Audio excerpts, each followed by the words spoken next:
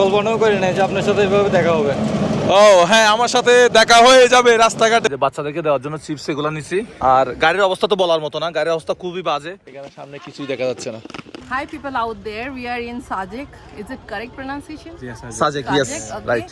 So I want all of you to visit here and enjoy your life. You can see the environment here right now. It's cool and just simply wow.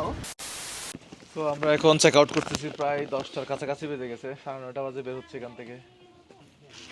এখানে সামনে কিছুই দেখা যাচ্ছে না।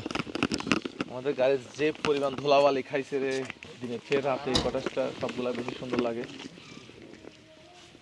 বিদায় জানাতে হচ্ছে, যাচ্ছিলাম কম না কিন্তু। এখন আবার শহরে ফিরে যাচ্ছি।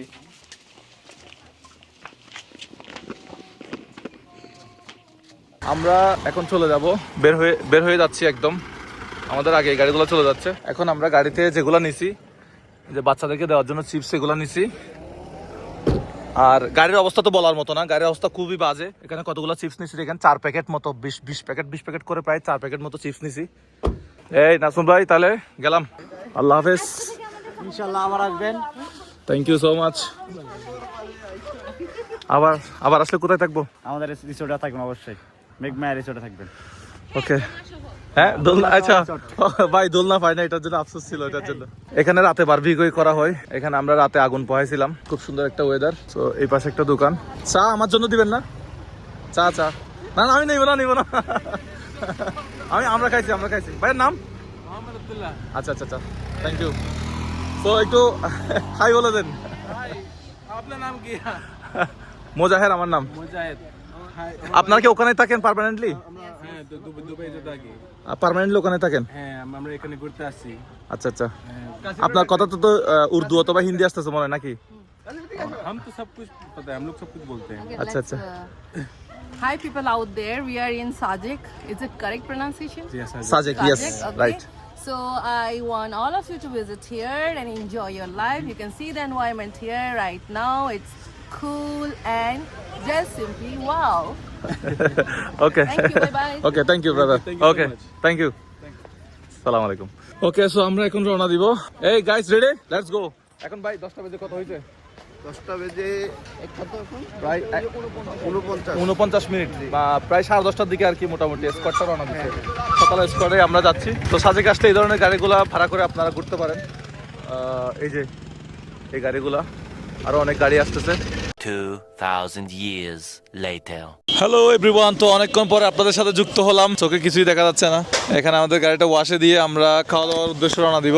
খাগড়াছড়িতে খুঁজতে এই ওয়াশটা খুঁজে পাইলাম। ভাই আপনার নাম কি? এটা পিট স্টপ। আচ্ছা, কার বাইক ওয়াশ। গাড়িটা একদম আসলে অবস্থা খারাপ হয়ে গেছে। যদি আমি একটু দেখাই, এই দেখেন, এই যে দেখেন গাড়ির কি অবস্থা। মানে গাড়িতে নাম লিখলে নামটা একেবারে থেকে যাবে, ওইরকম অবস্থা গাড়ির। আমরা একটা অটো নিয়ে সরাসরি খাওয়া দাওয়া করতে যাবো। ভাই কেমন আছেন? ভালো আছেন? হ্যাঁ, ভাই আরেকজন আছে, বসেন। আমরা এখন খাগড়াছড়ি শহরে চলে আসলাম। কি কখনো কি বলছেন? কল্পনাও করি নাই যে আপনার সাথে এভাবে দেখা হবে। ও হ্যাঁ, আমার সাথে দেখা হয়ে যাবে রাস্তাঘাটে, চলতে দেখা হয়ে যাবে।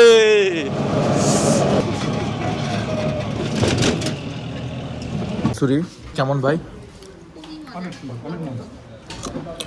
এই রেস্টুরেন্টটা প্রথম আসছে এবং রেস্টুরেন্টটাও দেখতে অনেক সুন্দর।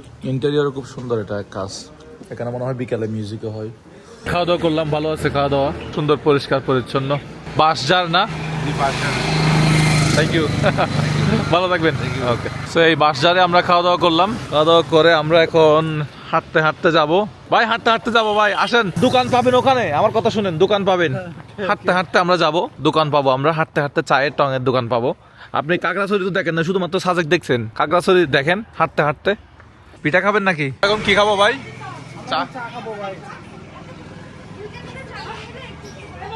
চা দিয়ে খাবো, নেন। পিঠা বানানো হচ্ছে, শীতকালের ভাপা পিঠা। The next day. Hello everyone, একদিন পরে আবারও ক্যামেরাটা অন করলাম। তো এখনো পর্যন্ত দেখতে পাচ্ছি ট্রিপ বিতে কি রে ট্রিপ বি কি জিরো করা গেছে নাকি বুঝলাম না। সো প্রায় 400 কিলোমিটার মতো আমরা এই গাড়ি চালাইছিলাম আর কি। কিছুক্ষণ আগে কোনো কারণে জিরো হয়ে গেছে নাকি ট্রিপ, বুঝতেছি না। আজকে সেম আমি আর রানা ভাই বের হলাম, আমার গ্যারেজে গেছিলাম। আমি মূলত গ্যারেজে ব্লগটা শেষ করার জন্য গেছি, বুঝছেন। তো গ্যারেজটা একটু দেখাবো দর্শকদেরকে, কিন্তু আমার মনে ছিল না ওখানে গিয়ে ক্যামেরাটা অন করতে। তো ওখান থেকে বের হয়ে মনে হইলো যে কিরে আমি তো ব্লগ শেষ না করেই গ্যারেজ থেকে বাইরে হয়ে গেছি। আরেকটা সিএসএর দেখা যাচ্ছে ভাই, আমাদের গাড়ি ওই যে বাই বাই খালাতো ভাই। সো যাই হোক, পরবর্তী ব্লগ আসবে হয়তো কক্সবাজারের, ইনশাল্লাহ দেখা হবে আপনাদের সাথে কক্সবাজারের ব্লগে। 18.3 কিলোমিটার পার লিটার পাহাড়ের মধ্যে মাইলেজ দিছে। এখানে আমার 19-20 কিলোমিটার মতো দেয় আর কি, শহরের মধ্যে 19-20 কিলোমিটার এভারেজ 19 দেয়। যেহেতু পাহাড়ে গেছি সেহেতু একটু কমে গেছে, 18 চলে আসছে আর কি। আর আমি অলওয়েজ ইকোনমি মোডে চালাই, না স্পোর্টস মোডে চালাই, না নর্মাল মোডে চালাই, অলওয়েজ আমি ইকোনমি মোডে চালাই। আপনি কি মোডে চালান আপনার সিএসআর? আমি যে কোন মোডে চালাই জানি না, আমি নরমাল মোডেই চালাই মনে হয়। মানে যেটা খারাপ টান ওঠে কোনটা, মানে নরমাল মোড? ওইটা নর্মাল মোড একদম। যেটা বেশি খারাপ টান ওইটা হচ্ছে স্পোর্টস মোড। ও মানে এখানে এখানে কি লেখা থাকে আপনার? এখানে ইকো মোড দেখতেছেন না, ওই যে আমার ওটা নরমাল মোড থাকে। নর্মাল মোড থাকে, আচ্ছা। নর্মাল মোডেও কিন্তু অনেক স্পিড ওঠে, হ্যাঁ আর স্পোর্টস মোডে তো এটা পুরো রেসিং কার হয়ে যায়, স্পোর্ট মোড রাখি যেহেতু 1800 সিসির কার। তো আমরা বেশি পারাই থাকি হচ্ছে এই গাড়ির ট্যাক্স নিয়ে। 56,000 টাকা মতো, 56,000 সামথিং মানে ট্যাক্স আছে, 55,000 56,000 টাকা। তো এই কক্সবাজার ব্লগে আপনাদের সাথে হয়তো আবার দেখা হবে। ভালো থাকবেন সবাই, সাবস্ক্রাইব আমাদের ব্লগ চ্যানেল, নতুন নতুন ব্লগ আসবে ইনশাল্লাহ। তো সেই পর্যন্ত ভালো থাকুন, সুস্থ থাকুন, আল্লাহ হাফেজ।